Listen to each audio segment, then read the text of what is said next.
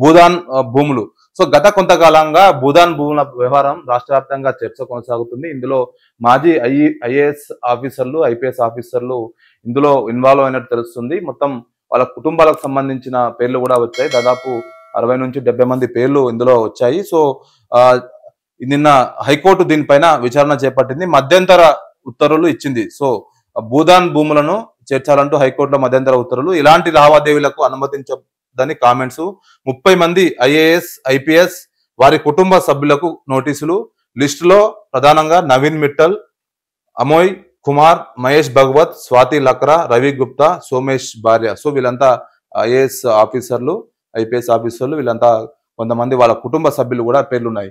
భూదాన్ భూముల హైకోర్టులో కీలక ఆదేశాలు ఇచ్చింది. రంగారెడ్డి జిల్లా మహేశ్వరం మండలం నాగారం గ్రామం సర్వే నెంబర్ 181, 182, 194, 195లోని భూదాన్ భూములు నిషేధిత జాబితాలో చేర్చాలని రంగారెడ్డి జిల్లా కలెక్టర్ కు సబ్ రిజిస్ట్రార్ గురువారం ఆదేశాలు జారీ చేసింది. సో భూదాన్ భూముల అక్రమలో పలువురు ఐపీఎస్, ఐఏఎస్ అధికారులు ఉన్నారని ఆరోపణల నేపథ్యంలో అధికార దుర్వినియోగానికి వచ్చే అవకాశం ఉందని, దీంతో నిషేధిత జాబితాలో చేర్చాలంటూ విచక్షణాధికారంతో ఆదేశిస్తున్నట్టు హైకోర్టు తెలిపింది. సో దీన్ని ఖచ్చితంగా ఈ భూదాన్ భూములు అయితే ఇప్పుడు స్టే విధించింది. జూన్ 2కు కూడా ఈ కేసు వాయిదా వేసింది. సో మహేశ్వరం మండలానికి చెందిన బీర్ల మల్లేష్ అని సుప్రీం హైకోర్టులో పిటిషన్ దాఖలు చేశారు. దానిపైన నిన్న జస్టిస్ సివి భాస్కర్ రెడ్డి గురువారం విచారణ చేపట్టి, సో దీన్ని ఈ భూదాన్ వ్యవహారంలో ఎవరు జోక్యం చేసుకోవద్దు, సో దాన్ని ఆర్డర్ ఇస్తూ ఒక తీర్పు అయితే నిన్న స్పష్టంగా హైకోర్టు ఇచ్చింది. సో ఇందులో చూసుకుంటే ప్రధానమైన ఎవరెవరి పేర్లు ఉన్నాయనుకుంటే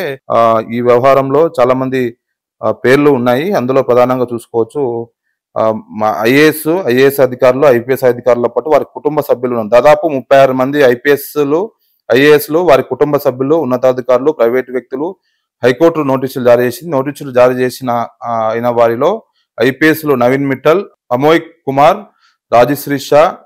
సో వీళ్ళంతా వీళ్ళ కుటుంబాలకు సంబంధించిన దాదాపు ఒక 60 నుంచి 70 మందికి సంబంధించిన వాళ్ళ కుటుంబ సభ్యులకు నోటీసులు జారీ చేసింది. సో ఈ కేసుని జూన్ 12 వరకు హైకోర్టు వాయిదా వేసింది. ఈ భూదాన్ వ్యవహారాల్లో ఎలాంటి లావాదేవీలు జరపకూడదు, సో యాజ్ ఇట్ ఈస్ గా అలానే ఉంచాలి, దీని వెనుక భారీ కుట్ర కోణం ఉందంటూ హైకోర్టు ఒక తీర్పునైతే స్పష్టం చేసింది.